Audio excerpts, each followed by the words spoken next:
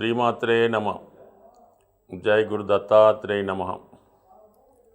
ఈ వీడియోలో మనం మకర రాశి వారికి జీవితంలో ఎదురయ్యే సమస్యలు ఏ విధంగా పరిష్కరించుకోవాలి, వాళ్ళ జీవితాన్ని ఏ విధంగా ప్లాన్ చేసుకోవాలనే విషయాన్ని మనం పరిశీలించే ప్రయత్నం చేద్దాం. మకర రాశి రాశి చక్రంలో అంటే బచక్రంలో ఇది 10వ రాశి. అంటే అది సహజంగా ఇది కర్మస్థానం అన్నమాట. మానవుని యొక్క జీవన విధానం ఏ విధంగా ఉంటుంది, అతను దైనందిన జీవితంలో బ్రతకడానికి ఏ విధమైన వృత్తి చేస్తాడు అన్న విషయాలన్నీ కూడా ఈ రాశిలో నిమగ్నమై ఉంటాయన్నమాట. అందుకనే కర్మకారకుడు శని భగవానుడు కర్మస్థానానికి ఆధిపత్యం వహించడం జరుగుతుంది. అందువల్ల ఈ రాశిలో జన్మించిన వారు చాలా ప్రాక్టికల్గా ఉండవలసి ఉంటుందన్నమాట. ఏ సక్సెస్ అయినా సరే, జీవితంలో ఏది సాధించాలన్నా, వాళ్ళు అనుకున్న గమ్యం చేరాలన్నా కూడా శ్రమాంతరంగా విజయం మాట. ఏది అంత సునాయాసంగా రాదు. అంటే శని భగవానుడు ఏదైనా కూడా అంత సునాయాసంగా ఎవరికి కూడా ఇవ్వడం జరగదు. బాగా పరీక్షించి అనేక రకాల ఎదురు దెబ్బలు, గుణపాఠాలు వచ్చిన తర్వాత మాత్రమే ఈ జాతకుడికి అభివృద్ధి, డెవలప్మెంట్ రావడం జరుగుతూ ఉంటుంది. అంటే శని భగవానుడు అంత ఆలోచించి ఇతను ఈ పనికి లేదంటే ఈ వృత్తికి ఇతను ఎంతవరకు అర్హుడు అనే విషయాన్ని నిర్ణయించడంలో అనేక పరీక్షలు పెట్టి వాడు ఓకే సక్సెస్ పాస్ అయ్యాడంటే కంపల్సరీగా ఆ స్థానం వాడికి ఇవ్వడం జరుగుతుంది. అంటే ఒకసారి వీళ్ళ ఒక స్థాయిని సంపాదించుకుంటే దాని తర్వాత ఇంకా పై స్థాయికి వెళ్ళవలసిందే తప్ప దాని దిగువకు మాత్రం ఎప్పుడు కూడా రావడం జరుగుతుంది. అంటే శని ఇచ్చింది ఎప్పుడు కూడా స్థిరంగా ఉంటుంది.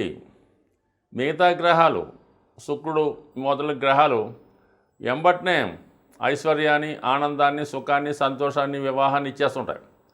కానీ తర్వాత అవి శాశ్వతంగా ఉండడం జరగదన్నమాట. మళ్ళీ డౌన్ఫాల్ రావడం, ఈ ఉద్యోగాల్లో స్థిరం లేకపోవడం, వచ్చిన ధనాన్ని పాడు చేసుకోవడం జరుగుతుంటాయి. అయితే శని భగవానుడు ఇచ్చింది మాత్రం ఎప్పుడు కూడా స్థిరంగా ఉంటుంది కాబట్టి అది ఇంకా అభివృద్ధి చెందుతుంది తప్ప ఎప్పుడు కూడా డౌన్ఫాల్ మాత్రం రాదు. ఆ విధంగా ఈ మకర రాశి వారికి అనేక రకాల పోటీల తర్వాత, పరీక్షల తర్వాత నిలదొక్కుకోవడం జరుగుతుంది. అంత ఓర్పు, అంత సహనం కూడా ఇది మరి భూతత్వ రాశి అవ్వటం వల్ల ఎక్కువగా శ్రామిక వర్గంలో, సాధారణ వృత్తుల్లో, రొటీన్గా జనావళికి, మానవాళికి ఉపయోగించే వృత్తుల్లో ఎక్కువగా రావడం జరుగుతుంటుంది. ఒక సాధారణ స్థాయి నుంచి ఉన్నత స్థాయికి వచ్చే జాతకులు కూడా ఈ రాశి అందే జన్మించడం జరుగుతూ ఉంటుంది. ఎక్కువగా క్రియేటివ్ రంగంలో, కన్స్ట్రక్షన్ రంగంలో, ఇంజనీరింగ్ రంగంలో, అంటే శరీరాన్ని కూడా కష్టపెట్టే వృత్తుల్లో రావడం జరుగుతూ ఉంటుంది. ఇక ఎక్కువ స్థానం సాధారణ స్థాయి ప్రభుత్వ ఉద్యోగులు కూడా ఈ రాశిలో రావడం జరుగుతూ ఉంటుంది. సో ఇది చరరాశి అవటం వల్ల, స్థిర రాశిలో చరరాశి అవ్వటం వల్ల కొద్దిగా మార్పు, అంటే ట్రాన్స్ఫర్ ఉండే ఉద్యోగాలు, ఒకవేళ చోట ఒకరికి వ్యాపారం లేకపోతే వేరే చోటకు మారడం, ఎక్కువగా ఈ బిల్డింగ్ కన్స్ట్రక్షన్ చేసేవాళ్ళు, వ్యవసాయ కార్మికులు, వీళ్ళంతా కూడా ఒక చోట స్థిరంగా ఉంటూ కొన్నాళ్ళ తర్వాత మళ్ళీ వేరే చోటుకు మైగ్రేట్ అవ్వడం. సో ఈ విధంగా కాలానుగుణంగా మారడం కూడా జరుగుతుంటుంది. ఇక్కడ ముఖ్యంగా ఇక్కడ 3 నక్షత్రాలు ఉంటాయి ఈ రాశిలో. మరి ఉత్తరాషాఢ, శ్రవణం, ధనిష్ట, ఈ 3 నక్షత్రాలు కూడా విష్ణువుకి సంబంధించిన నక్షత్రాలుగానే చెప్పడం జరుగుతుంటుంది. ఉత్తరాషాఢ నక్షత్ర జాతకులకి రవి దశలో జీవితం ప్రారంభమవుతుంటుంది. మరి శ్రవణ నక్షత్రం అనేది మోస్ట్ ఇంపార్టెంట్ నక్షత్రం అన్నమాట. సాక్షాత్తు వెంకటేశ్వర స్వామి నక్షత్రంలో జన్మించడం, దీని సింబల్గా కూడా 3 అడుగులు, అంటే కృష్ణ భగవానుడు వామనుడి రూపంలో బలిచక్రవర్తికి దానం ఇచ్చి అడిగి బలిచక్రవర్తి యొక్క అహాన్ని తొలగించే ప్రయత్నంలో 1 అడుగు ఆకాశం మీద, 1 అడుగు భూమి మీద వేస్తూ 3వ అడుగుతో ఈ బలిచక్రవర్తి యొక్క అహాన్ని భూమిలోకి అంచడం జరిగింది. అంటే అంత డిస్ట్రక్షను, అంత మార్పు రావడం జరిగింది. అటువంటి ఒక 3 అడుగులు సింబాలిక్గా ఈ శ్రవణ నక్షత్రానికి రావడం జరుగుతూ ఉంటుంది. అంటే జ్ఞానేంద్రంలో చెవి గుర్తు కూడా ఇస్తారు. అంటే శ్రవణం అంటే వినడం. వినడం అంటే ఒక సింబాలిక్ ఏంటంటే ఒక చెప్పింది జాగ్రత్తగా విని ఆ కార్యక్రమాన్ని పూర్తి చేస్తారు. అంటే ఏదైనా ఇతరులు చెప్పిన మాటలు కూడా కొంతవరకు వీళ్ళు వింటూ ఉంటారు. చెప్పుడు మాటల వల్ల కొంత నష్టపోతూ ఉంటారని కూడా చెప్పడం జరుగుతూ ఉంటుంది. అలాగే మరి భగవంతుడిని ధ్యానించడంలో భజనల రూపంలో కానీ పాటల రూపంలో కానీ పాడటం వల్ల కూడా భగవంతుడు అనుగ్రహిస్తాడు. అంటే సంగీతానికి మీ యొక్క భక్తి అంటే భక్తితో పాడే సంగీతానికి కానీ పాటలకు కానీ భగవంతుడు మీకు అనుగ్రహాన్ని ఇస్తాడని కూడా సింబాలిక్గా ఈ చెవి గుర్తు చెప్పడం జరుగుతూ ఉంటుంది. సో మరి ఈ విధంగా ఈ అపురూపమైనటువంటి కృష్ణ తత్వానికి సంబంధించినటువంటి నక్షత్రం. దాని తర్వాత వచ్చినటువంటి ధనిష్ట నక్షత్రం అంటే ధనాన్ని ఇష్టంగా ప్రేమించేవాళ్ళు, ధనాన్ని సంపాదించేవాళ్ళు.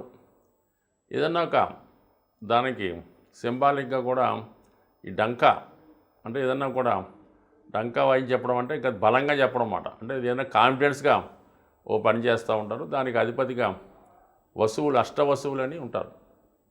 8 మంది దేవతలు వాళ్ళ అధిపతులుగా ఉంటారు. ఒక టీం వర్క్ లాగా ఏ పని చేయనా కూడా చేయడం జరుగుతూ ఉంటుంది.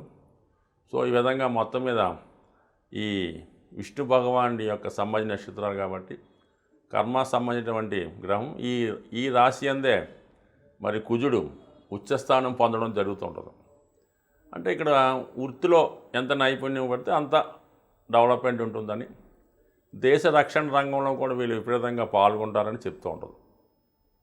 గురువు ఇక్కడ వీక్ పొందుతూ ఉంటాడు. అంటే శారీరక శ్రమకి కష్టానికే ప్రథమ పీట వేయడం జరిగింది ఈ యొక్క రాశిలో.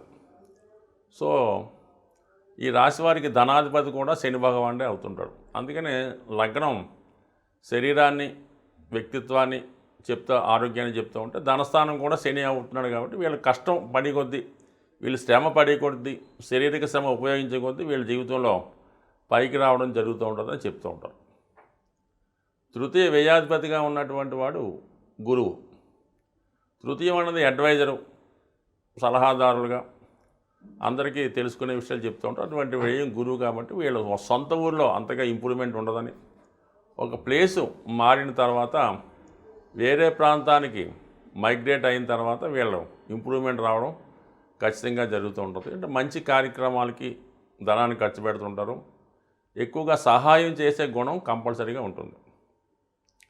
చతుర్థ లాభాధిపతి కుజుడు. అంటే భూములు, స్థిరాస్తులు, వ్యవసాయం, రియల్ ఎస్టేటు ఖచ్చితంగా కలిసి వస్తాయి. ఆ కుజుడే మళ్ళీ ఈ రాశి వారికి బాధకుడుగా ఉంటాడు అన్నమాట. అంటే వీళ్ళం మరి ఎక్కువగా పెంచితే కొద్దిగా ఇబ్బంది అని, ఎంతలో వరకు ఉండాలో అంత సంపాదించుకుంటేనే మంచిది, మరి ఎక్కువ సంపాదించుకుంటే ఇబ్బంది అవుతుందని చెప్తూ ఉంటుంది. మరి చతుర్థం కుజుడు సంబంధించిన రాశి కాబట్టి వీళ్ళు ఎక్కువగా రియల్ ఎస్టేట్ సంబంధించినవి, భూములు సంబంధించిన వాటిలో ఎక్కువగా రాణించగలుగుతుంటారు. చతుర్థం అంటే మాతృస్థానం కాబట్టి మాతృవర్గీయుల సహకారం కూడా కంప్లీట్గా ఉంటుంది. చతుర్థం పబ్లిక్ జనం చెప్తుంటుంది అన్నమాట. అంటే పబ్లిక్ సామాన్య జనం అనుకోవచ్చు, మామూలుగా ప్రజలు అనుకోవచ్చు, మొత్తం దేశ ప్రజలు అవచ్చు, రాష్ట్ర ప్రజలు అవచ్చు. వీళ్ళ యొక్క సహకారం అంటే జనాకర్షణ ఎక్కువగా ఉంటుంది. జనాల్లో ఎక్కువ నేమ్ సంపాదించుకుంటారు అని చెప్తూ ఉంటారు. అందుకని వీళ్ళు ఎక్కువగా రాజకీయ రంగంలో చిన్న స్థాయి నాయకులుగా రాణించడం జరుగుతూ ఉంటుంది. సో ఈ విధంగా ఉంటే మరి పంచమ దశమాధిపతి ఈ లగ్నానికి యోగకారకుడు అయినటువంటి శుక్రుడు రావడం వల్ల ఒక విధంగా అదృష్టాన్ని ఇచ్చే గ్రహం శుక్రగ్రహమే అవుతుంది. కాబట్టి శుక్రుడు ఈ రాశి వారికి ఎంత బలంగా ఉంటే వీరి యొక్క సంతానం, వీరి యొక్క ఉపాధి అవకాశాలు, అలాగే వీళ్ళ యొక్క తెలివితేటలు, క్రియేటివిటీ ఇవన్నీ కూడా అంతగా అభివృద్ధి చెందడం జరుగుతుంది. అంటే లగ్నాధిపతి మరి పంచమాధిపతిగా ఉన్నటువంటి వాళ్ళు మిత్రులు అవ్వటం, మరి శుక్రుడికి 2 పోర్ట్ఫోలియోలు అన్నమాట. అంటే అటు కేంద్రస్థానం, అటు కోణస్థానం, అటు లక్ష్మీస్థానం, అటు విష్ణుస్థానం రావటం వల్ల అత్యంత శుభుడు, అత్యంత యోగకారకుడు ఈ రాశివారికి అవటం వల్ల శుక్రుడు యొక్క బలం ఎంత బలంగా ఉంటే ఈ రాశివారికి అంత బలంగానే ఉంటుంది. వాళ్ళ సంతానం అంత బలంగా ఉంటారు. ముఖ్యంగా వివాహం ద్వారా బాగా కలిసి రావడం, వివాహం తర్వాత జీవితంలో సక్సెస్ రావడం అంతా కూడా శుక్రుని యొక్క బలాన్ని బట్టే ఆధారపడి ఉంటుంది. అయితే కొంతవరకు ఈ రాశి వారికి వివాహం కొంత ఆలస్యం అవుతూ ఉంటుంది. అది స్వభావసిద్ధంగా శని మనం ఇందాక అనుకున్నట్టు ఏది కూడా అంత సునాయాసంగా ఇవ్వడం, ఇచ్చింది స్థిరంగా ఉండదు కూడా ఆలస్యం వివాహం అయినా కొంతవరకు అనుకూలంగా ఉంటుంది. అయితే సప్తమాధిపత్యంగా ఉన్నటువంటి చంద్రుడు ఒక చంచల గ్రహం అవడం వల్ల చంద్రుడి యొక్క బలాన్ని బట్టి, శుక్రుడి యొక్క బలాన్ని బట్టి, కుజుని యొక్క బలాన్ని బట్టి వీళ్ళ వివాహ జీవితం, దాంపత్యం అంతా కూడా ఆధారపడి ఉంటుంది. అంటే అష్టమాధిపత్యం రవికి రావడం వలన కొన్ని సందర్భాల్లో ప్రభుత్వం వారితో కానీ, ప్రభుత్వ అధికారులతో కానీ, పెద్దలతో కానీ, లేదంటే తండ్రి సమాన వ్యక్తులతో కానీ శత్రుత్వం ఉండే అవకాశం ఎక్కువగా ఉంది.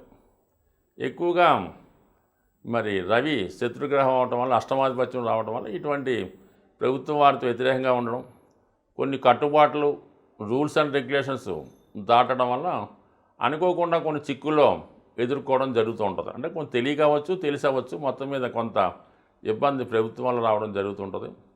మరి భాగ్యాధిపతి బుధుడు అవ్వటం వల్ల చాలా వరకు ఉన్నత విద్య దాకా సునాయాసంగా వీళ్ళు చదవగలుగుతారు. అంటే శ్రమాంతర విజయం మాట. ఎప్పుడు ఏ విషయమైనా ఎక్కువ కృషి చేస్తూ ఉంటారు, చేసిందే పదే పదే చేస్తుంటారు. కానీ వీళ్ళ యొక్క కృషికి తగ్గట్టుగా, వీళ్ళ యొక్క టాలెంట్కి తగ్గట్టుగా, వీళ్ళ సామర్థ్యం తగ్గట్టుగా ఉద్యోగ అవకాశాలు రావడం కష్టం అవుతుంటుంది అన్నమాట. వీళ్ళకన్నా కొంచెం తక్కువగా చదువుకున్న వాళ్ళు ఏదో పెద్ద పెద్ద స్థాయిలో ఉంటారు. ఎంత కష్టపడ్డా కూడా వీళ్ళ యొక్క డెవలప్మెంటు, సరైనటువంటి ఉద్యోగం కొంత రావడం లేట్ అవుతుంటుంది. సో అది మనం అధిగమించాలంటే శని భగవాన్ని పూజించుకోవడం, ప్రతి మంగళవారం ఆంజనేయ స్వామిని దర్శించుకోవడం, హనుమాన్ చాలీసా పారాయణ చేయడం, నిరంతరం విష్ణు సహస్రనామం చదువుకోవడం, అలాగే వృక్షాలని, చెట్లని, లేదంటే చిన్న చిన్న పూల మొక్కల్ని పెంచడం వల్ల ఈ భూతత్వం ఇంప్రూవ్మెంట్ అయ్యి ఖచ్చితంగా వీళ్ళ యొక్క ఇంప్రూవ్మెంటు లేట్గా అయినా స్థిరంగా ఉంటుంది. స్వస్తి.